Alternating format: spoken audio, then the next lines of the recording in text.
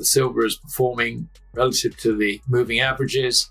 It's come out of a fairly long period of consolidation and is ready to rocket. And I think, I think it's as simple as that. It's also, for people who feel they've missed gold, which is, if you like, an indication of their lack of understanding of what's going on. But if they want to get onto the gold bull market, then silver is a cheap way in. 90 ounces to one of gold. You've also got the potential that this could drop to 50, say, which means that silver would really outperform gold. Eventually, the fiat currency system will collapse. And I think we are actually in the end game of fiat currencies. The collapse of fiat currencies undoubtedly will change things.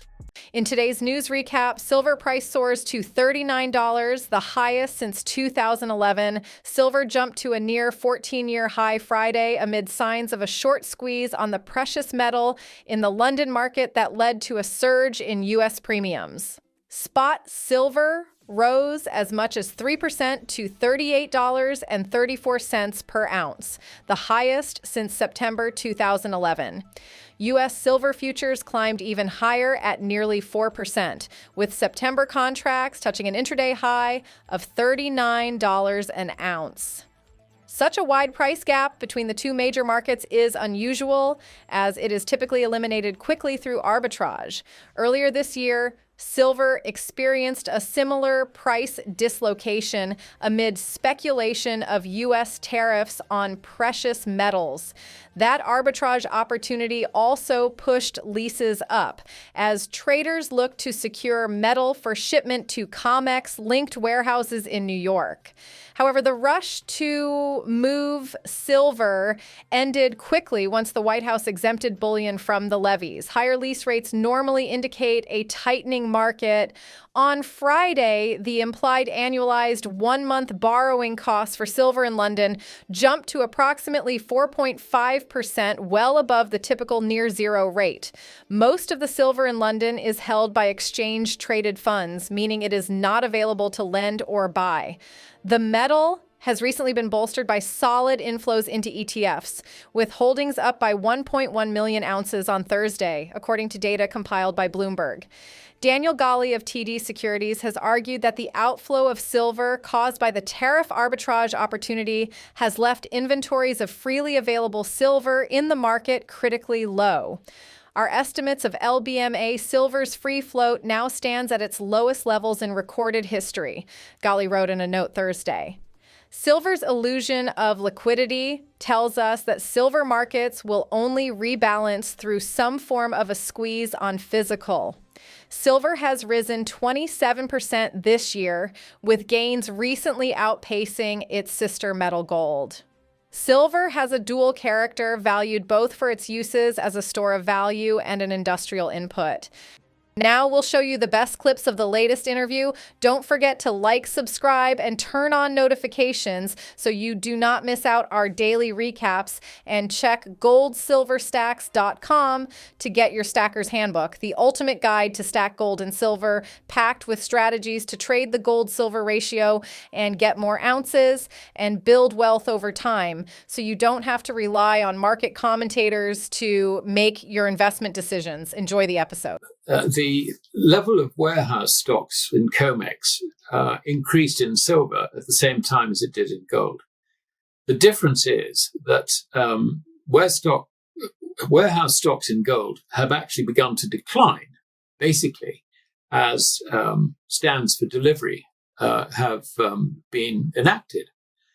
Now, the silver position hasn't declined. That is still pretty much at the maximum level of something like, I think, 500 million ounces, off the top of my head.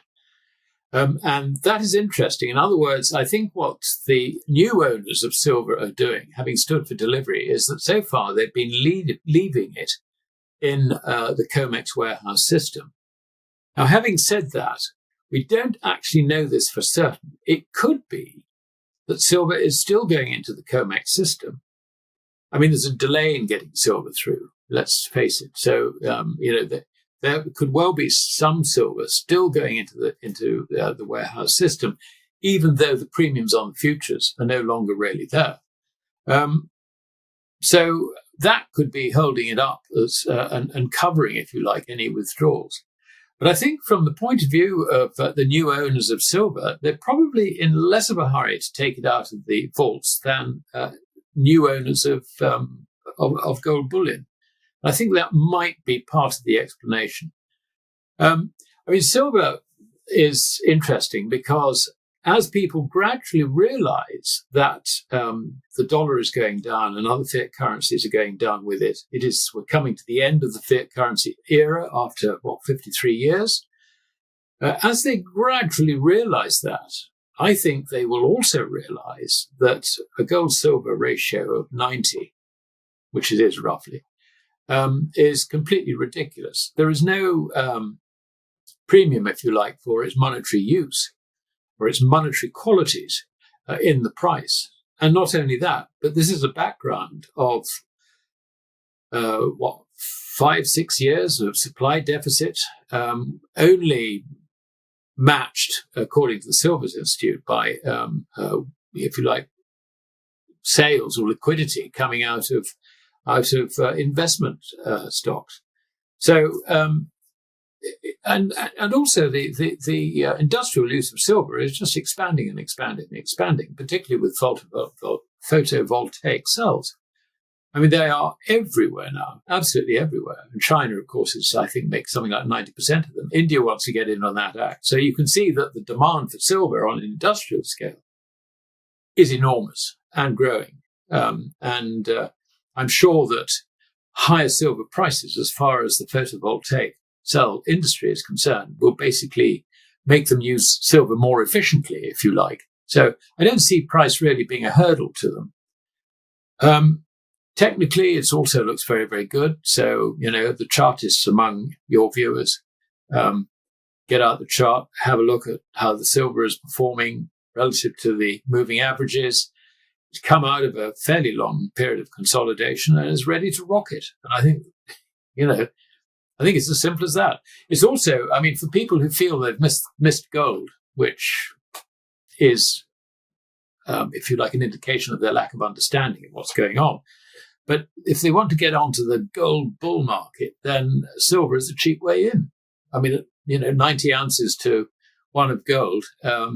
You've also got the potential that this could drop to 50, say, which means that silver would really outperform gold from here on. So, if you really want to get back into gold, having missed it, then, buy silver and then swap it for gold once the gold-silver ratio drops to a level which you think, is more sustainable. In today's news recap, gold ETFs see strongest inflows in the first half of the year since 2020, Commerzbank. A few days ago, the World Gold Council published data on gold ETF holdings for June. Commerzbank's commodity analyst Karsten Fritsch notes. According to this, there was a monthly increase of 75 tons. In the second quarter, net purchases by ETF investors amounted to 170 tons, and in the first half of the year to 397 tons. According to the WGC, these were the strongest ETF inflows in a first half in 5 years. At that time, the coronavirus pandemic and the subsequent massive easing of monetary policy by central banks were the triggers. This time, it was likely the uncertainty caused by U.S. President Trump's erratic tariff policy. The majority of ETF inflows occurred in February, March, and April when uncertainty surrounding tariffs was at its peak. More than half of ETF inflows in the first half of the year were attributable to gold ETFs in the U.S. Strong ETF purchases thus contributed significantly to the sharp rise in the gold price to a record high in April. Recently, however, the impact of ETF purchases on prices has waned. Although the gold price rose significantly in the first half of June, it remained below its record high and then fell again, resulting in only a marginal price increase at the end of the month. Now we'll show you the best clips of the latest interview, but first, smash the subscribe button, turn on notifications, and check our new Numismatics Handbook. Most stackers want to get active, but swapping their metals for dollars isn't an option. There's plenty of opportunities in the overlooked numismatics world. Mastering U.S. coins, key dates, and errors pays off by multiplying your ounces and capitalizing where others aren't paying attention. You can't finance the debt. And they're already having problems rolling it over. So I think that's where we are. Where we are. I mean, I really do think that any dip in the gold price, you will find central banks, Asian families, all the rest of it will be in there picking it up. And of course, the way they're doing this, if they can do it in London, fine. But otherwise, they're just standing for delivery on Globex, which is the international facility on COMEX. And I mean, the amount of gold being stood for delivery is just increasing and increasing and increasing. I mean, since April the 2nd, which was Trump's, Liberation Day, over 250 tons have been stood for delivery. Where's he going to come from? Not America. I mean, they're cleaned out quite quickly. So it's at the moment it's coming out of COMEX falls, but really, I think that the system, basically the gold derivative markets, are entering a crisis because you have to ask yourself, all the gold that went into COMEX, where did it come from? Some of it was leased gold that came out from the Bank of England. What do central banks do under those circumstances? They see their leased gold has flown the coop because it's not their property while the lease, while the lease is in force, as it were.